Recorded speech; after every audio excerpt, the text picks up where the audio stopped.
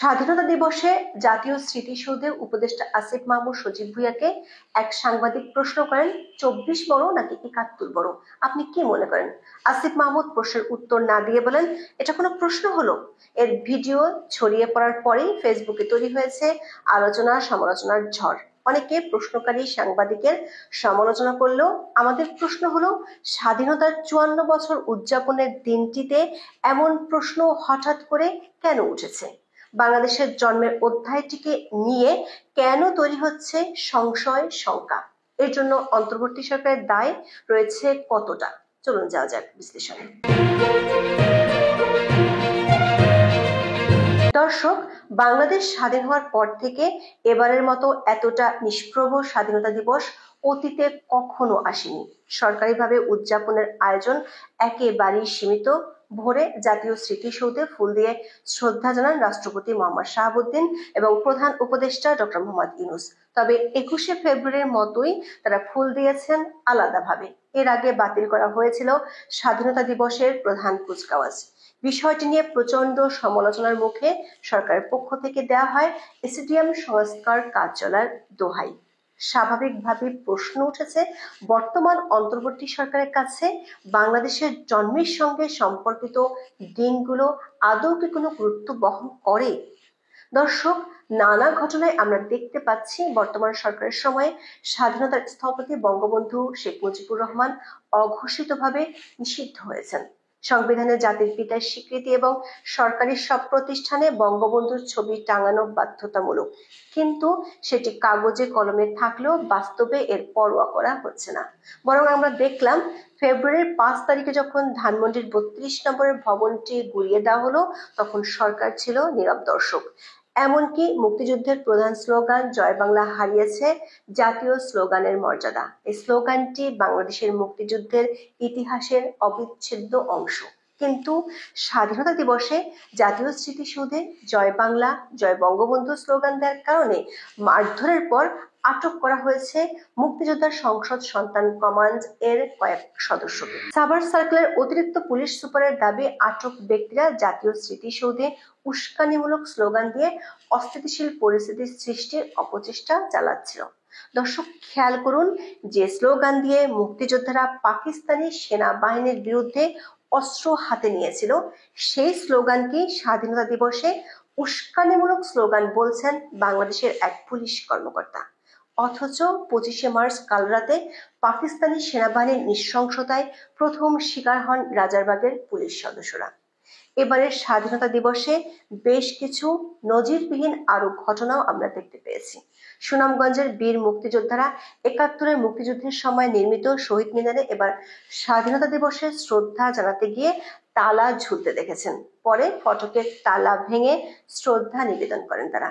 এমন ঘটনায় মুক্তিযোদ্ধা সহ বিভিন্ন রাজনৈতিক ও সাংস্কৃতিক সংগঠনের নেতারা বিস্মিত।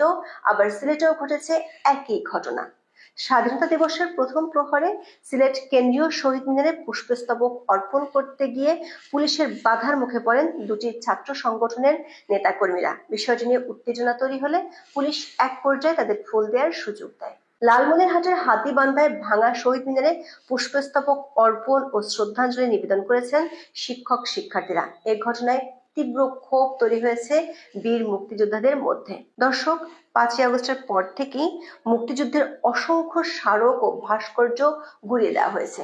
পথে ঘাটে লাঞ্ছনার শিকার হয়েছেন কয়েকজন মুক্তিযোদ্ধা। পিরোজপুরের নেছড়াবাদে 25শে মার্চের গণহত্যা দিবসের আলোচনা সভায় জয় বাংলা বলে তোপের মুখে পড়েছেন বীর মুক্তিযোদ্ধা কাজী সাখাওয়াত হোসেন। পরে তিনি ক্ষমা চাইতে বাধ্য হন।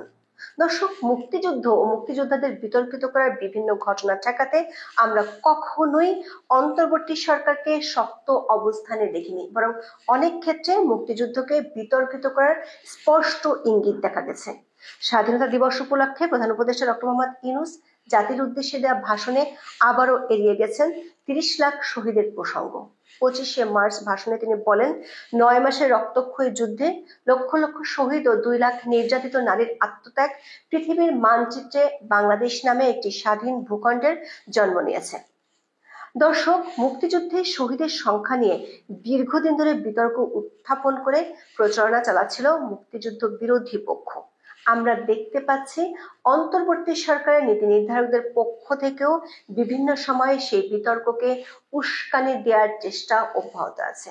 অন্যদিকে মুক্তিযুদ্ধকে 24-এর গণঅভ্যুত্থানের সমপর্যায়ে নামিয়ে আনার প্রচেষ্টাও দৃশ্যমান।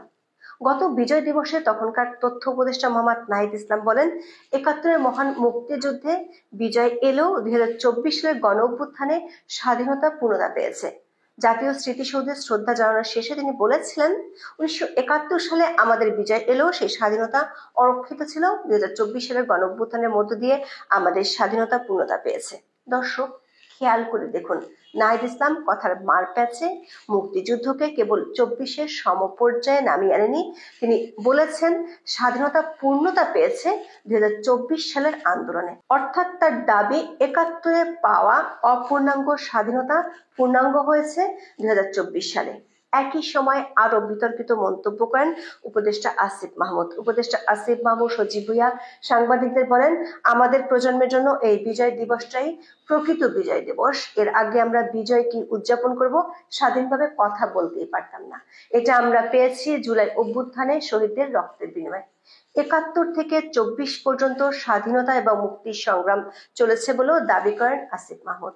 তার এই বক্তব্য পরিষ্কার, ৭১ নয়, প্রকৃত স্বাধীনতা এসেছে ২০২৪ সালে। অথচ সেই আসিফ মাহমুদ স্বাধীনতা দিবসে এসে ২৪ বড় নাকি ৭১ বড়, সেই প্রশ্নে দেখাচ্ছেন বিরক্তির ভঙ্গি।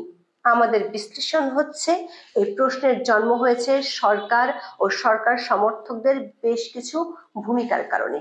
দর্শক, সরকারের ঘোরতর সমর্থক জামায়াত ইসলামের সেক্রেটারি জেনারেলের মুখ থেকেও শোনা যাচ্ছে বিতর্কিত বক্তব্য। বাংলাদেশের স্বাধীনতার বিরোধী দলটির এই নেতা স্বাধীনতা দিবসে বলেছেন, ৭১-এর প্রকৃত স্বাধীনতা অর্জন হয়নি, ২৪-ই এসেছে দ্বিতীয় স্বাধীনতা। আমাদের প্রশ্ন হলো, মিয়া গোলাম পরোয়ারের এই বক্তব্যের বিষয়ে সরকারের অবস্থান কি? এর আগেও ছাত্র শিবিরের ম্যাগাজিনে মুক্তিযুদ্ধ এবং মুক্তিযোদ্ধাদের বিরুদ্ধে চরম বিষোদ্গার করা হয়েছে, কিন্তু সরকারের পক্ষ থেকে আমরা কোনো প্রতিক্রিয়া দেখিনি।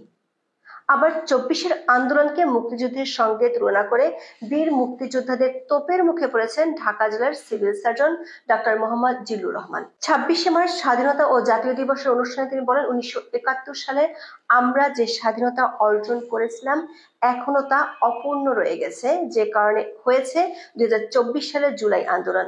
যে দুই কারণে ১৯৭১ সালে স্বাধীনতার যুদ্ধ হয়েছিল, একই কারণে ২০২৪-এ যুদ্ধ হয়। দর্শক, আমাদের প্রশ্ন হলো, এমন বক্তব্যের জন্য ঢাকা জেলার সিভিল সার্জনের বিরুদ্ধে কি কোনো ব্যবস্থা নেওয়া হবে? আমরা জানি এ ব্যাপারে কোনো পদক্ষেপই নেবে না সরকার, অথচ জয় বাংলা স্লোগান অথবা বঙ্গবন্ধুকে সরকার সঙ্গে সঙ্গে এরই মধ্যে বেশ কয়েকজন কর্মকর্তার বিরুদ্ধে নেওয়া হয়েছে তাৎক্ষণিক ব্যবস্থা। শেষ স্বাধীনতা দিবসের চিঠিতে বঙ্গবন্ধুর জন্য দোয়ার আহ্বান জানানোয় ওএসডি হয়েছে গাজীপুর সিটি কর্পোরেশনের সচিব। অন্যদিকে বঙ্গবন্ধুকে স্বাধীনতার ঘোষক বলায় ব্রাহ্মণবাড়িয়ার সরাইল উপজেলায় এসিল্যান্ডকে প্রত্যাহার করা হয়েছে। এসব কর্মকাণ্ডের মধ্য দিয়ে স্পষ্ট দেখা যাচ্ছে, অন্তর্বর্তী সরকারের কাছে ৭১-এর চেয়ে ২৪-ই প্রাধান্য পাচ্ছে বেশি। ফলে সাংবাদিকদের প্রশ্নের প্রেক্ষাপটকে উড়িয়ে দেওয়ার সুযোগ নেই। এমনকি বিএনপি মহাসচিব মির্জা ফখরুল ইসলাম আলমগীরের কণ্ঠেও আমরা দেখছি একই ধরনের উদ্বেগ। তার সাফ কথা, ৭১ ও ২৪ সমান, এটি মূলত তারা বলেন যারা ১৯৭১ সালে মুক্তিযুদ্ধ করেনি, উল্টো ৭১-এর হত্যাযজ্ঞে সহযোগিতা করেছেন।